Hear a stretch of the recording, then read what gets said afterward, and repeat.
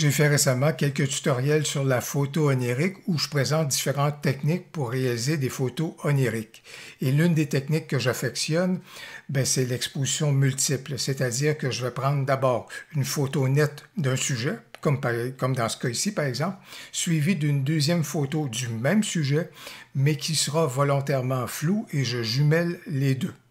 Lorsqu'on n'a pas la possibilité de se tourner vers l'exposition multiple, lorsqu'on a déjà de belles photos qui sont au singulier, est-ce qu'on a la possibilité de créer à ce moment-là un effet comme celui que je viens de décrire?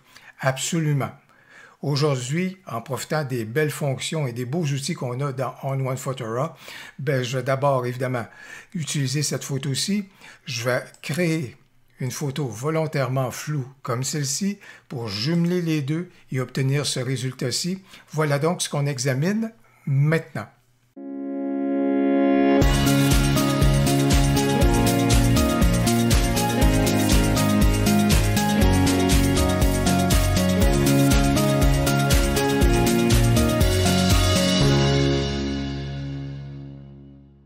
Il y a un tutoriel que j'ai fait récemment sur l'effet tourbillon dans Photoshop. Vous allez retrouver un lien dans le haut à droite vers ce tutoriel. Et ce tutoriel-là m'a démontré la puissance qu'on a lorsqu'on travaille sur un deuxième calque et qu'on le jumelle à un premier calque, lorsqu'on le fusionne. C'est fou les effets qu'on est capable de porter sur ce deuxième calque-là et l'impact que ça a sur notre photo. Alors dans ce sens-là, aujourd'hui, je vais aller exactement dans le même sens et surtout, je vais aller dans le sens également que Philippe Saint-Ledy le disait, de torturer les pixels. Alors je vais doubler dans ce cas ici, dupliquer le calque, mon premier calque donc de ma photo et dans ce cas ici, encore là, inspiré donc par la torture à appliquer donc aux pixels.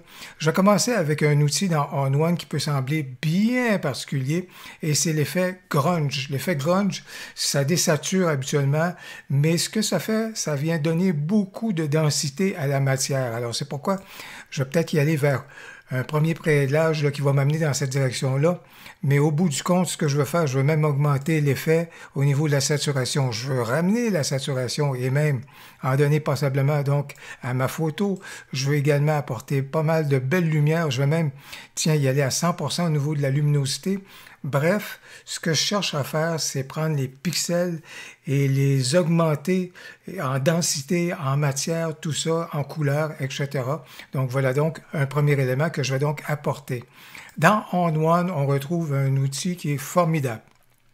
Et c'est l'outil qui est brouillé juste ici parce que brouiller nous permet non seulement de flouter comme vous le voyez actuellement, mais ça nous permet également de faire des effets bien particuliers, comme par exemple un effet radial. Par exemple, vous voyez ici les pixels qui sont en train d'exploser. Si on veut simuler des fois un effet que j'appelle toujours zoom-zoom, c'est une belle façon de le faire. Soit ici un effet au niveau d'une motion, un flou de surface. Bon, bref, il y a plusieurs possibilités. Et dans ce cas ici, moi, je vais d'abord commencer par profiter de l'effet et du flou gaussien. Gaussien, donc, à ce moment-là, pour flouter ma photo de cette façon-ci. Alors, ça, c'est une chose. Et je vais même faire à nouveau appel à l'outil donc de brouillage pour y aller vers un effet radial. Et je vais peut-être juste localiser l'effet juste ici au centre de ce point de vue-là. Alors, et je vais peut-être augmenter l'effet radial. Encore là, ce que ça vient faire, ça vient conférer une espèce d'explosion. Vous voyez l'effet radial, ce que ça fait? Des fois, ça donne un effet d'explosion à la photo. Alors ça ici, c'est tout à fait correct. Maintenant, il y a peut-être une chose que je vais apporter également là-dessus, c'est que je pense que j'aimerais ça faire ressortir davantage le micro-contraste. Alors, pour faire cela, à ce moment-là, je vais aller dans rehausser les tons, tout simplement pour aller chercher mon curseur de clarté. Et là, au niveau de la clarté, je vais en apporter passablement pour justement aller chercher davantage donc de micro-contraste. Alors comme c'est là, ça c'est mon deuxième calque et tout ça peut vous sembler bien exagéré. Là, on est vraiment dans quelque chose qui semble vraiment irréel et vous avez tout à fait raison. En fait, ce que je tente de simuler ici, ce serait ma deuxième photo en exposition multiple d'une fleur que j'ai floutée volontairement. Là, ce qui va nous donner un petit coup de pouce, je vous dirais, c'est que là, on va se tourner vers nos modes de fusion.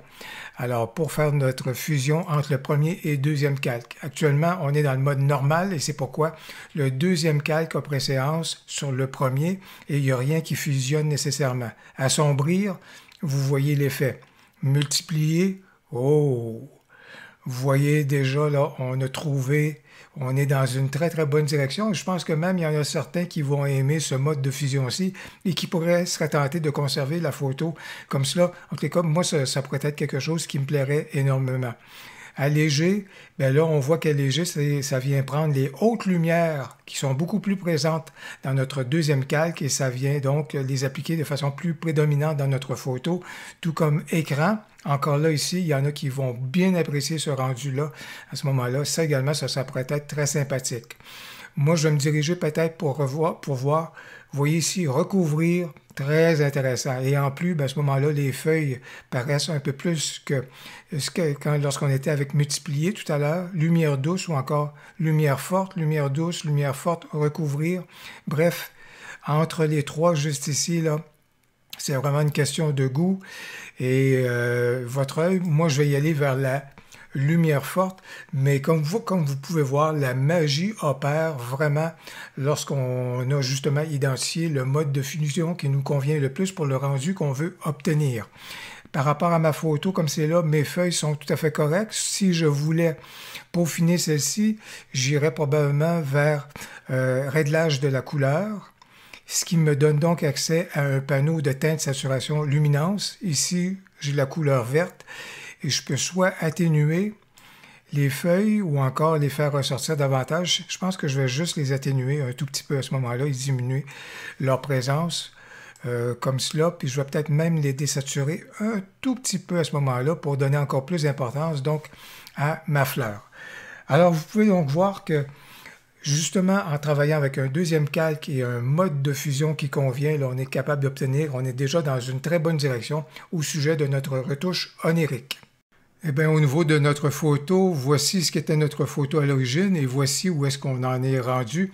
Et ce qui est intéressant, c'est que maintenant qu'on a un rendu qui est global, on peut continuer et d'ajouter autant d'effets qu'on veut bien à ce moment-là sur notre deuxième calque et on va être en mesure de voir son impact sur notre photo dans son ensemble. Voilà donc qui est intéressant. Parlant d'ajout ou de modification, dans ce cas ici, en raison de la nature de la fleur, il n'y a peut-être pas nécessairement de détails à conserver. Mais si jamais vous avez une fleur qui aurait des détails très précis que vous aimeriez conserver une certaine netteté sur ceux-ci. Alors, bien entendu, ce que vous êtes en mesure de faire, on a toujours la possibilité dans On-One de travailler avec des masques et peut-être vous êtes en mesure de vous créer un cercle radial ou encore travailler avec un pinceau pour atténuer l'impact du deuxième calque. Travailler avec un cercle radial avec une opacité d'à peu près 60%, vous allez être capable de récupérer de la netteté dans des éléments que vous jugez importants et vous allez donc à ce moment-là atténuer, comme je le disais, le flou qu'apporte le deuxième calque. Parlant de travail, peut-être que vous seriez intéressé à justement aller un peu plus dans le sens de l'exposition multiple comme je le pratique sur le terrain. La deuxième photo qui est floue, mais surtout, des fois, les deux photos ne sont pas toujours alignées l'une avec l'autre.